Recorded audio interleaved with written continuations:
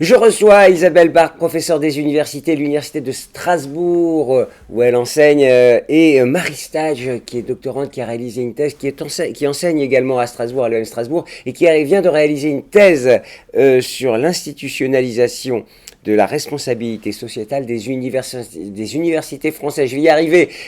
Thèse dirigée par Isabelle Barthes. Voilà, l'histoire s'écrit comme ça. Bonjour mesdames. Bonjour. Alors, le thème aujourd'hui, l'impact, la communication responsable. Alors, Isabelle, la RSU. Alors, la RSE, il y a la RSU, le U de université. Où en sont justement les universités en la matière ? Bon, elles ont, on va dire, 40 ans de retard par rapport aux entreprises. Voilà. Ça a commencé dans les années 50 pour les organisations. Et pour ce qui est une institution, l'université, c'est, Marie le montre très bien dans sa thèse, dans les années 90 que ça a vraiment émergé. Ça a commencé si tôt dans les entreprises ? Oui, on a commencé à prendre conscience que l'entreprise n'était pas un château fort et comme le disait René Char, que son esprit c'était le pont-levis et que l'entreprise elle était en société et qu'elle avait affaire avec la cité. Et là on a commencé à comprendre qu'il y avait des impacts. Elle a accéléré sans doute ces dernières années, c'est ce que par rapport à ce qu'elle menait dans les années 50 et aujourd'hui, il y a peut-être une accélération, c'est ça ? Alors il y a une communication beaucoup plus forte, mais la prise de conscience a vraiment eu lieu assez tôt. Donc elle communique et c'est très bien. Alors cette thèse, qu'est-ce que vous avez démontré ? Quel était votre propos ? Marie ? Alors, dans ma thèse, mon objectif, c'était de voir quels étaient les leviers pour une meilleure intégration des enjeux du développement durable par les universités, c'est-à-dire une intégration des enjeux du développement durable à la fois dans leur mission d'enseignement et de recherche, mais également dans leur modalité de fonctionnement. Et donc, dans ma thèse, j'étudie comment est-ce que les universités peuvent mieux intégrer les enjeux du développement durable, quels sont les facteurs clés de succès. Et pourquoi elles sont en retard, ce que disait Isabelle ? Alors, les universités ont se sont de tout temps posé la question de leur responsabilité par rapport à la société, puisqu'elles créent et diffusent des savoirs, et qu'en cela, elles ont un impact très important sur le développement des sociétés. Après, ce qui est nouveau, c'est qu'effectivement, il y a un rapprochement des concepts de responsabilité sociétale des entreprises et des concepts de responsabilité sociétale des universités. C'est-à-dire que les universités adoptent de plus en plus une approche qui est celle qui a été développée par les entreprises. C'est ça qui est nouveau. Il serait temps, Isabelle, non ?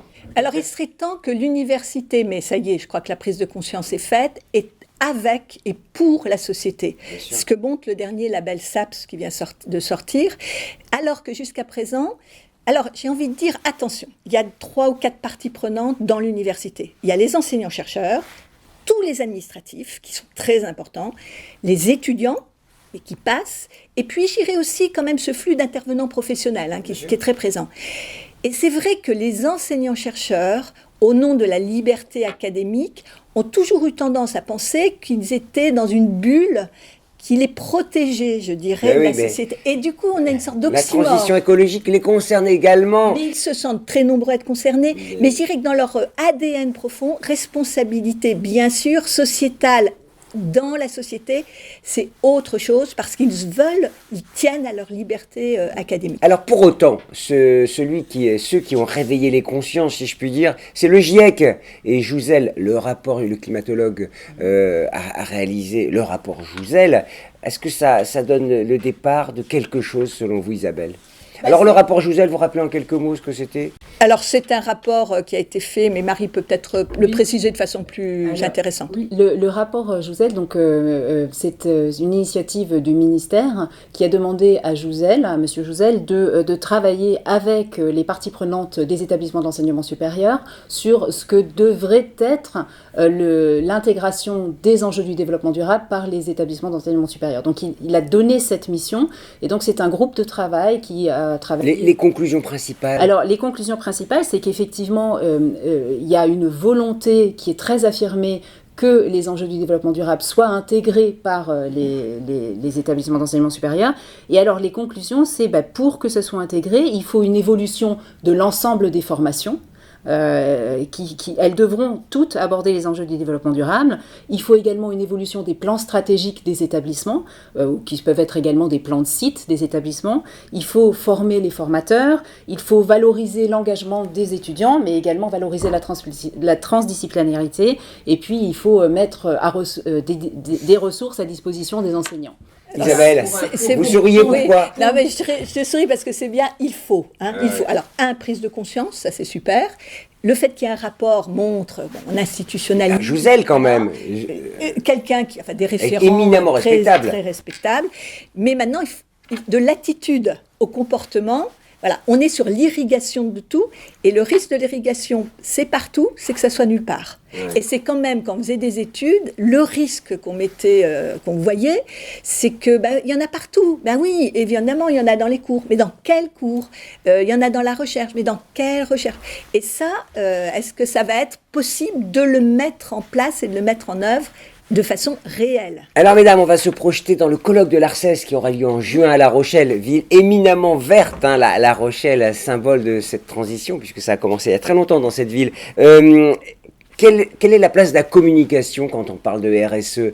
Marie, puis Isabelle. Je pense que la communication a un rôle important, puisque la communication peut valoriser des actions qui sont faites par les établissements et qui vont dans le sens de la résolution des problématiques sociétales du territoire. Donc la communication non seulement peut valoriser ces actions-là, mais peut également soutenir les équipes de direction des établissements pour établir des plans stratégiques qui soient en lien avec les... Puis embarquer tout le monde, sans doute. Et embarquer tout le monde, bien sûr, en interne comme en externe. C'est important de le souligner. Alors Isabelle, comme je sais que vous n'avez pas votre langue dans votre poche, évidemment, il faut éviter, quand on parle communication, le greenwashing. C'est surtout ça, je crois, qui est en preuve. La communication, tout le monde le sait, à l'ARCES particulièrement, c'est une construction de sens. Hein, vraiment. Donc il faut donner du sens et partir des messages et des arbitrages constants de la gouvernance. Si on crée une vice-présidence qui se charge de ces sujets-là, c'est mort. Il faut vraiment que ça soit l'équipe et le président ou la présidente qui aille. Et dans tous ces messages, imprime la responsabilité sociétale. Durable, mais aussi sociale, hein, parce qu'il y a aussi ce pilier qui est très important. Et c'est vrai qu'il y a de la communication interne pour construire du sens, parce qu'on est vraiment sur de la fabrique. Le top-down ne suffit pas. Il faut aussi que tout le monde se sente concerné. Et le problème que montre Marie, c'est que dans beaucoup d'universités, il y a plein de gens qui font plein de trucs, mais c'est pas réuni et convergent. Donc ça, c'est l'enjeu de la com interne. Puis après, il y a l'enjeu de la com externe, parce que les étudiants, les jeunes générations, veulent du durable, veulent de la responsabilité, et que nous sommes dans l'enseignement supérieur dans un univers de marque, et on veut aller vers la marque, l'université, qui aura la promesse et qui la tiendra de s'emparer de ces sujets-là. Donc la communication, elle est très importante. Sacré challenge. Mais le risque, en effet, et je terminerai là-dessus, c'est le greenwashing, qu'on connaît bien, ou le bluewashing, ou le greatwashing. C'est-à-dire, je fais un bel emballage, je ripolline la façade. Hein, ça me rappelle quelqu'un.